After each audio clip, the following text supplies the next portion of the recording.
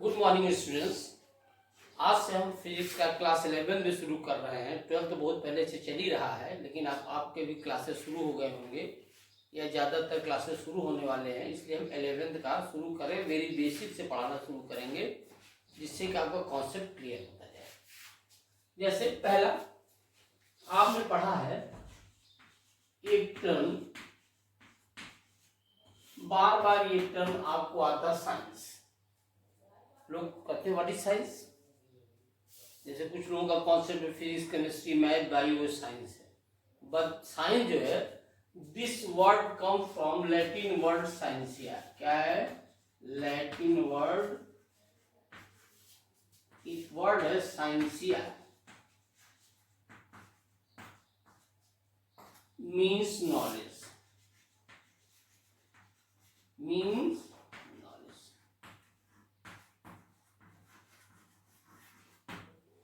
तो from whatever resources you are getting the knowledge is science.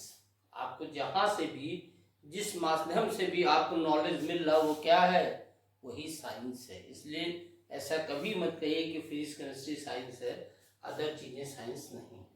इसलिए सब कुछ जहां से भी आपको knowledge any by any method you are getting the knowledge is said to be science. Main चीज जो हम पढ़ने जा रहे हैं क्या है? फिजिक्स।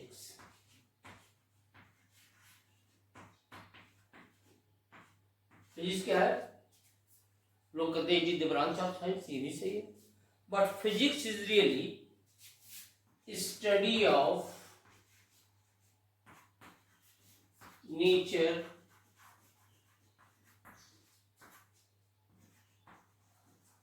And natural phenomena. क्या हमने कहा? It is the study of nature and natural phenomena. कोई कहेगा ये कैसे पॉसिबल है? Earth is revolving around the sun and is completing one rotation around 365 days. It is the natural phenomena. This can be explained easily with the help of physics. Earth is spinning about its axis, and that is responsible for the occurrence of days and night. Earth is spinning about its own axis, and it happens in 24 hours. It can be explained with the help of physics. We are able to see there are two regions, either light is reflected from the object or light is coming from object. It can be explained with the help of physics.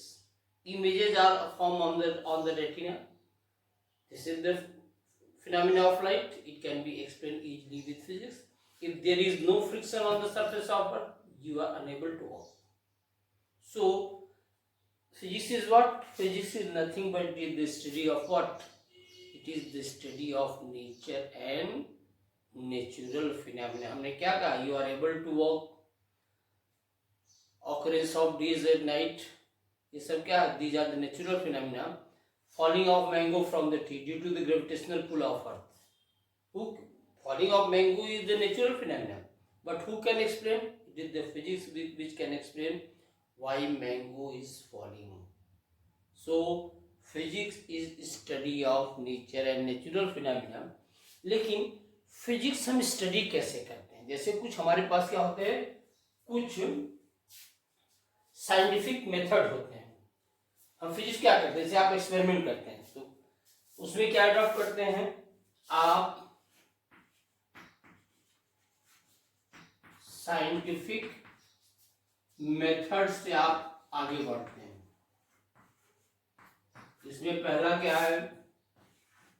Observation आप लेते हैं। क्या करते हैं? किसी चीज को observe करते हो, ऑब्जर्वेशन लेते हैं। जैसे आपने छोटी क्लास में 9th-10th में वर्नियर कैलिपर से स्क्रू गेज पढ़ा होगा, तो आप क्या करते थे? आप ऑब्जर्वेशन लेते थे किसी चीज का। आप क्या निकालते थे? वॉल्यूम, डायमीटर निकालते थे। डायमीटर निकालने के बाद क्या करते थे? आप उसका वॉल्यूम निकालते थे। आप ऑब्जर्वेशन लेते थे। अब जो आपने ऑब्जर्वेशन लिया है उसका कुछ थ्योरेटिकल कॉन्सेप्ट होगा जी, कहाँ वेरीफाई करेंगे? तो दूसरा क्या करते थे? आप कोई कॉन्सेप्ट प्रपोज करते थे। प्रपोज, हाइपोथेसिस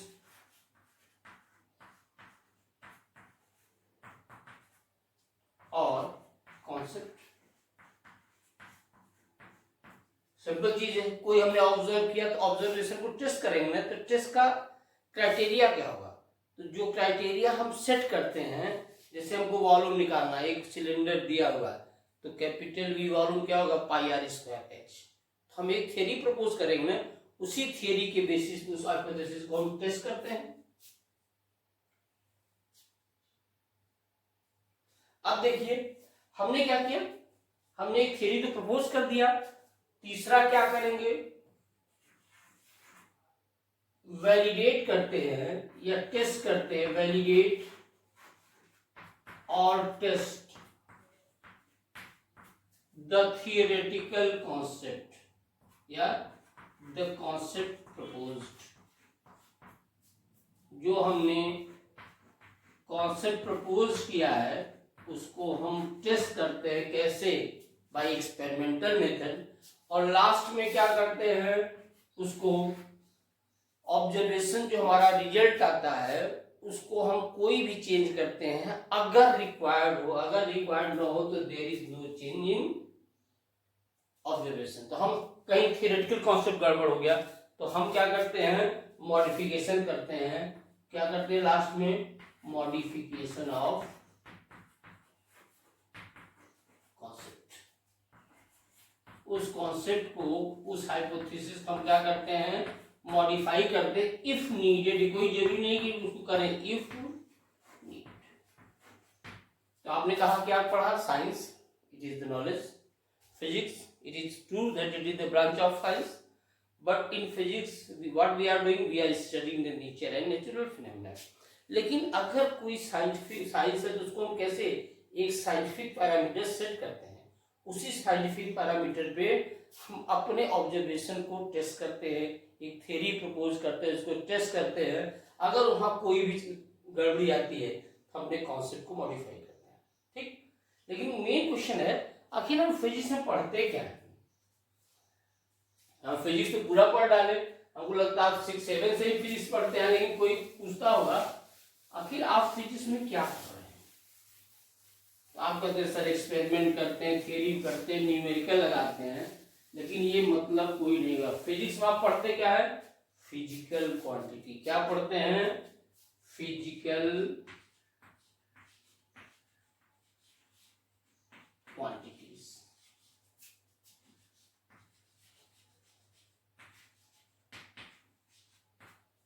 फिजिकल क्वांटिटी क्या होती है? Those quantities which can be measured. जिसको मेजर नहीं कर सकते हैं उसको हम नहीं पढ़ते। तो क्या हम कहेंगे? फिजिकल क्वांटिटी क्या है? दोज क्वांटिटीज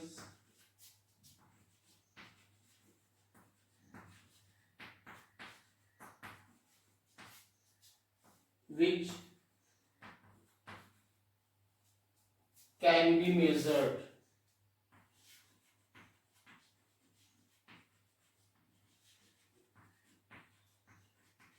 ये चीज हम लोग फिर जैसे मास हो गया, लेंथ हो गया, टाइम हो गया, ईटीसी, इन सब चीजों को हम मेजर कर सकते हैं ना। हम इसी की स्टडी करते हैं। जिसको हम मेजर नहीं कर सकते उसको स्टडी नहीं करते। जैसे हैप्पीनेस हो गया, सॉरो हो गया, एंगर हो गया, these things can only be felt, they can't be measure. इसलिए फिजिकल क्वांटिटी नहीं। फिजिक्स में क्या करते हैं? फिजिक्स में वही पढ़ते हैं जिसको हम मेजर कर सकते हैं। जिसको हम मेजर नहीं कर सकते उसको हम नहीं पढ़ते हैं। और आपने एक टर्म कहा मेजर्ड, मतलब व्हाट इज मेजरमेंट? क्योंकि आपने एक शब्द यूज किया ना, मेजरमेंट। मेजरमेंट क्या होता है बताइए तो? आप लोग को ये चीज तो मालूम ही है। जैसे आपने कहा ये चीज, this green board is of 1.5 metre, height is nearly 1 metre, more than 1 metre, या कोई लेंथ है 20 सेंटीमीटर, 50 सेंटीमीटर, कोई बॉडी उसका मास है 50 ग्राम, 100 ग्राम, 200 ग्राम। तो है क्या चीज ये मेजरमेंट है क्या? तो आप करते क्या है? मेजरमेंट है, इट इज द कंपेरिजन है। क्या है? आपके पास जैसे हमने कहा the distance from market to my home is nearly 1 kilometre, मतलब या 1000 मीटर। 1 मीटर हमारा स्टैंडर्ड, उसका 1000 गुना हो गया कि नहीं हो गया। आपने कहा मान लीजिए हमारे पास कोई बॉडी है, उसका मास है 20 ग्राम, तो 1 ग्राम का 20 गुना हुआ कि नहीं हुआ। रियली आप कर क्या रहे हैं, आप कंपैरिजन कर रहे हैं। Measurement is nothing but is the simple comparison. Comparison किससे, एक नॉन स्टैंडर्ड फिजिकल क्वांटिटी का कंपैरिजन करते हैं अननोन से, इसको क्या करते हैं, मेजरमेंट। जैसे आपने कहा कोई टाइम, आप सिंपल पेंडुलम को एक्सपेरिमेंट कर रहे हैं, हमको एक ऑसिलेशन में 3 सेकंड लगा, 1 सेकंड का 3 गुना हुआ ना। 1 सेकंड क्या स्टैंडर्ड है, ये नोन है, इसको हम 3 गुना किए तो हमको 3 सेकंड आ गया। तो what is measurement, measurement is nothing but it is the comparison of physical quantity. कौन सी फिजिकल क्वांटिटी, इसको लिख लीजिए, it is comparison of known standard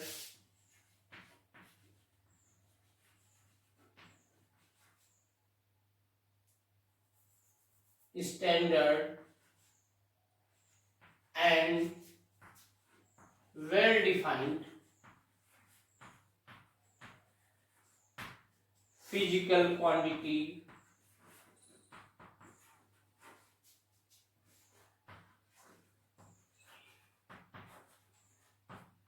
with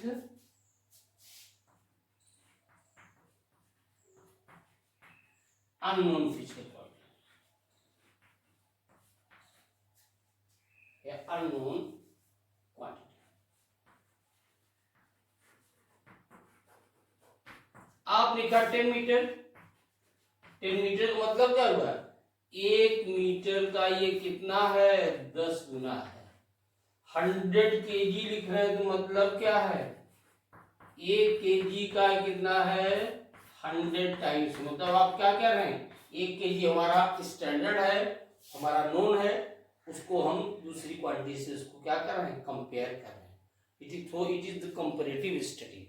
ठीक, दूसरी चीज आपने कहा मेजरमेंट,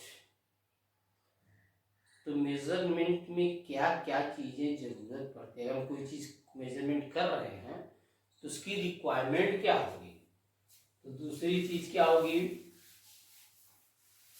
भाई आपने फिजिक्स कहा, फिर आपने मेजरमेंट बोला। पहले फिजिक्स कहा, उसको फिजिकल क्वांटिटी डिफाइन किया। फिजिकल क्वांटिटी क्या, जिसको मेजर किया जा सकता है। जब आपने शब्द मेजर आ गया तो आपको पढ़ना पड़ेगा व्हाट इज मेजरमेंट। जब आपने मेजरमेंट की डिफिनेशन जान ली तो what are the components of measurement, क्या क्या कंपोनेंट है, इसी मेजरमेंट की रिक्वायरमेंट क्या है। तो नेक्स्ट हमने लिखा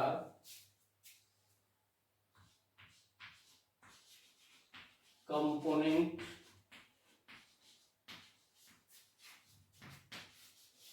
of measurement.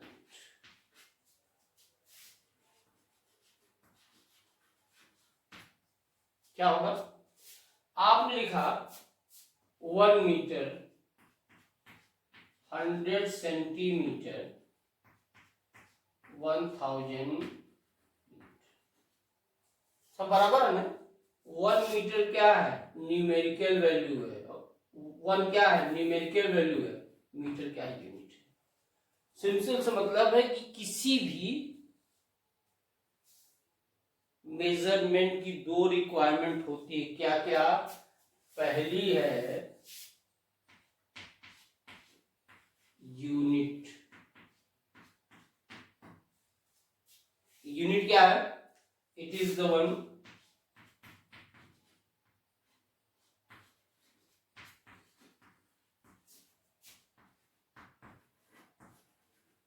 In which physical quantity जो है इज मेजर्ड। यूनिट क्या है, ये फिजिकल क्वांटिटी है, ये वो चीज होती है जिसमें भी कोई भी फिजिकल क्वांटिटी को मेजर किया जाता है, यही ना होगी। लेकिन उसकी रिक्वायरमेंट भी कुछ है, क्या क्या है, उसकी बहुत सी रिक्वायरमेंट भी है। क्या रिक्वायरमेंट है, या ध्यान दीजिएगा। पहला,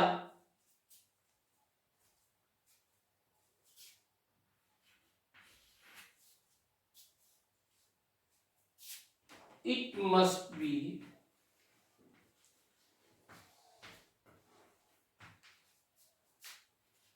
accurate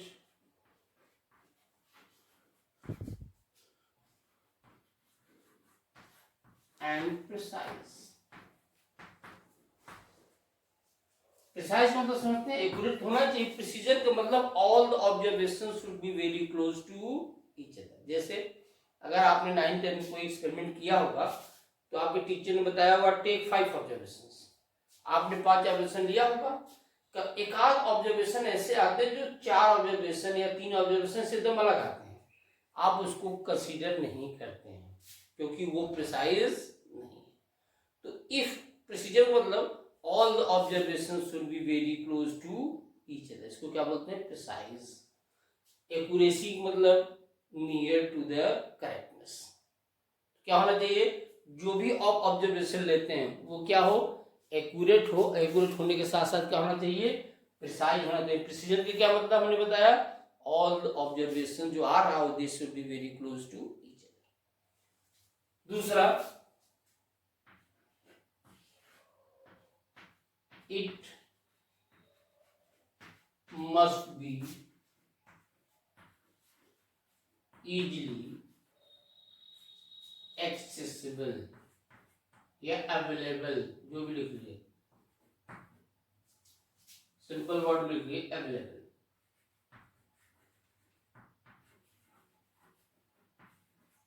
ये बताइए, जैसे आपने इलेक्ट्रिसिटी पढ़ा है, कंडक्टिविटी तो सिल्वर की बहुत सबसे बढ़िया होती है, लेकिन हम लोग ओवरहेड वायर बाहर के लिए क्या यूज करते हैं, एल्यूमिनियम यूज करते हैं। घरों में हम क्या करते हैं, कॉपर का वायर डालते हैं, कॉपर महंगा होता है।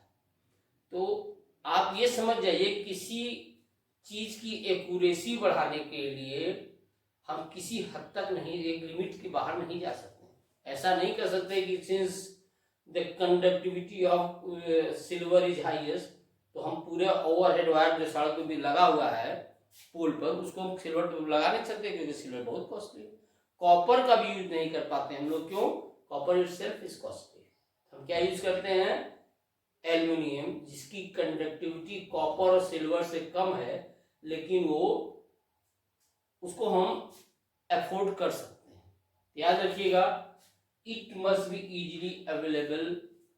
इजीली अवेलेबिलिटी, एक्यूरेसी की कोई गारंटी नहीं। जैसे सिंपल तरीका, आप थर्मोमीटर यूज करते हैं या बैरोमीटर यूज करते हैं, मरकरी क्यों यूज करते हैं, मरकरी इसलिए यूज करते हैं थर्मोमीटर में कि कारण होता है वो टेम्परेचर इंक्रीज करने के साथ एक्सपेंड करता है। इट डू नॉट, क्या होता है, जो वॉल ऑफ कंटेनर के साथ स्टिक नहीं करता है। आप उसी पानी भर दीजिए, पानी भरने में क्या होगा, उसका थर्मल एक्सपेंशन इतना यूनिफॉर्म है नहीं। और दूसरी चीज, it will stick to the wall of container, visible नहीं होगा। इसलिए पानी तो इजीली अवेलेबल है, लेकिन इजीली अवेलेबिलिटी किसी चीज की, वो एक्यूरेसी की गारंटी नहीं दे सकता। इसलिए एक्सेसिबिलिटी, एबिलिटी होना चाहिए, लेकिन एक लिमिट के बाहर नहीं जा सकते हैं, वो भी हमारे कुछ कंस्ट्रेंट्स हैं। ठीक, तो क्या होना चाहिए, एक्यूरेट होना चाहिए, इजीली अवेलेबल होना चाहिए, होना चाहिए कि नहीं चाहिए, और चीजें वेल डिफाइंड हो। क्या हो, वेल डिफाइंड हो। ठीक, हम ऐसी चीजें भी न ले सकें जिसको हम इजीली डिफाइन न कर सकें। अगर हम उसको अलग अलग प्लेस पे अलग अलग तरह से डिफाइन करते हैं तो इजीली डिफाइन हो नहीं है, उसका हम यूज नहीं कर सकते। और चौथी चीज जो है, it must be universally accepted. क्या होना चाहिए, हम कोई भी ऐसी यूनिट यूज नहीं करेंगे जो एरिया वाइज या कंट्री वाइज वेरी करेंगे। तो हम पूरी दुनिया में उस चीज का ट्रेड करने में हमको बहुत डिफिकल्टी आएगी। जैसे आप देखिए इंडिया में जगह जगह जो गांव में है अलग अलग यूनिट यूज करते हैं लोग, लेकिन स्टैंडर्ड क्या है, हम कोई भी चीज मीटर, केजी इन्हीं का यूज करते हैं। क्यों यूज करते हैं? Because it is acceptable throughout the world, so that our transaction, जो भी हम ट्रांजेक्शन करते हैं, जो भी ट्रेड करते हैं, कॉमर्स करते हैं, उसमें हमको सुविधा रहेगी। नहीं तो एक कंट्री का कोई यूनिट कुछ और है, दूसरे कंट्री का कुछ और है, हमको कन्वर्जन फैक्टर में, कन्वर्जन में दिक्कत आ जाएगी। इसलिए हम ऐसी यूनिट कंसीडर करेंगे which can be easily available. तो ये 4 पैरामीटर हैं जो होने चाहिए। अगर ये चीजें रहेंगी तो यूनिट को हम मोर और लेस क्या कहेंगे, यूनिट हमारी आइडिया है। दूसरी चीज जो इसमें आती है,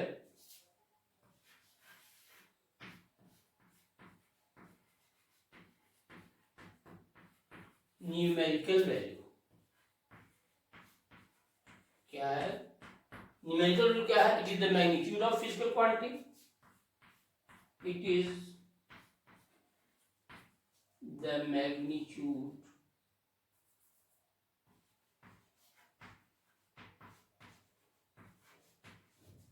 of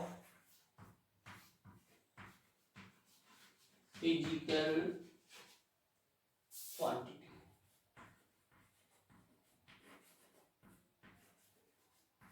होगा कि नहीं होगा? जैसे आप सिंपल तरीका देखिए, आपने लिखा, इसका मतलब क्या है?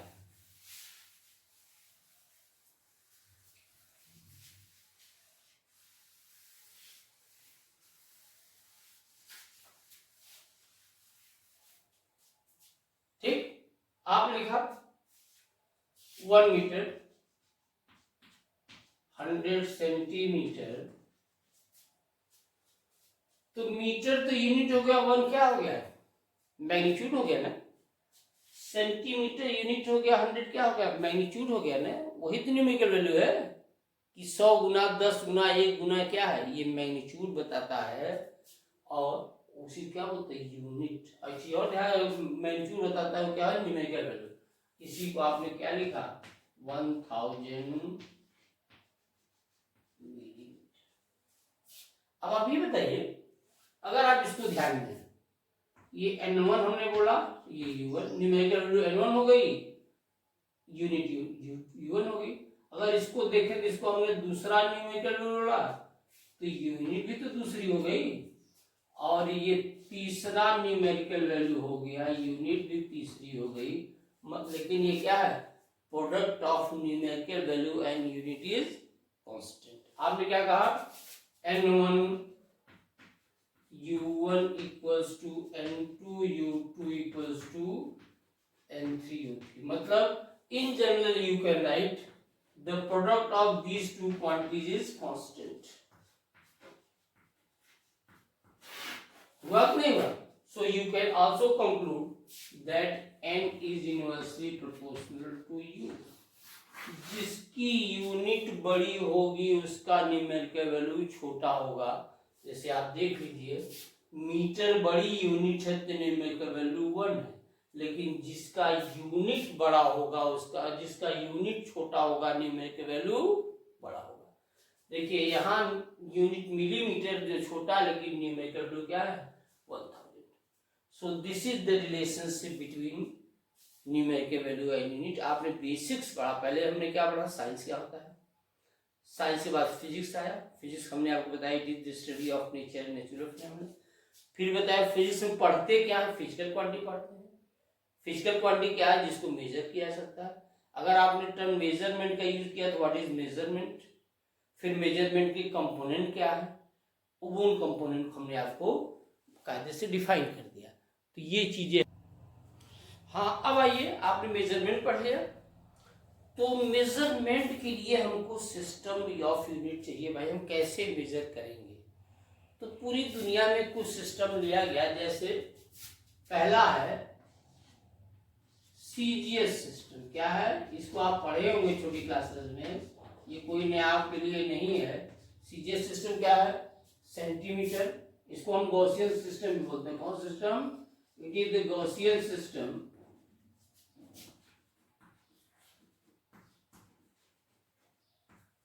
इसमें क्या है, लेंथ क्या है, लेंथ को हम मेजर करते हैं सेंटीमीटर में, ठीक है, इसमें मेजर करते हैं सेंटीमीटर। मास को बोलिए ग्राम में, और टाइम को सेकेंड में, इसीलिए इसका क्या नाम है, CGS सिस्टम। ठीक, दूसरा सिस्टम क्या है जो बहुत कम अभी यूज होता है, FPS सिस्टम। कौन सा है, FPS सिस्टम। ये ब्रिटिश सिस्टम है। कौन सा है, इट इज ब्रिटिश सिस्टम, जो इंग्लैंड में जनरली यूज होता है। जब हमारा देश गुलाम था तब हम लोग इसका यूज करते थे। कौन सा था, इसको बोलते हैं ब्रिटिश सिस्टम। इसमें क्या है, लेंथ को किसमें मेजर करते हैं, फुट में। इसमें मेजर करते हैं फुट में, और मास को पाउंड में, और टाइम को सेकेंड में। क्या हमने कहा, एक सीजीएस सिस्टम है जिसमें सेंटीमीटर, ग्राम, सेकेंड हमारा यूनिट है।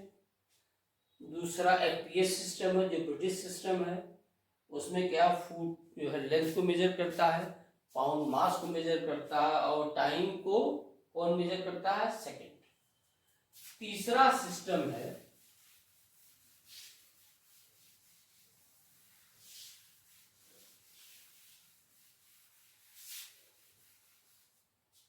MKS system.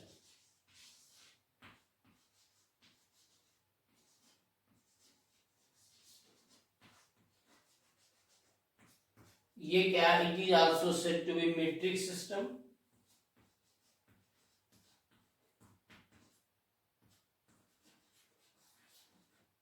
कौन सा सिस्टम, मीट्रिक सिस्टम। इसमें क्या होता है, मास इज मेजर्ड, या मास इज मेजर्ड किसमें मेजर करता है, किलोग्राम।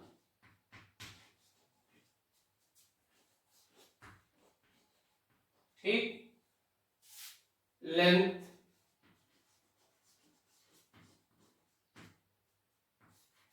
मीटर में, और टाइम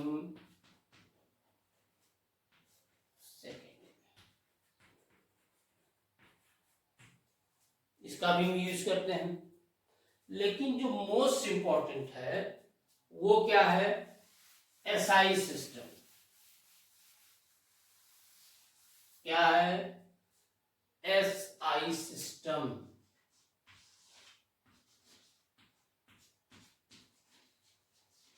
इसको पूरी दुनिया यूज करती है। इसको हम अब जल्दी हम लोग इसी को यूज करते हैं। इसमें कुछ फंडामेंटल क्वांटिटीज हैं जिसको हम क्या बोलते हैं, फंडामेंटल क्वांटिटीज या बेसिक यूनिट्स। जरा बेसिक यूनिट्स क्या क्या होती है आप सभी लोग जानते हैं, तो आप पढ़े हुए हैं। बेसिक यूनिट जरा देखिए, बेसिक यूनिट्स, पहला mass, it is measured in kilogram. दूसरा length, it is measured in metre. तीसरा time, it is measured in second. चौथा इलेक्ट्रिक करंट। कौन सा करंट, इलेक्ट्रिक करंट,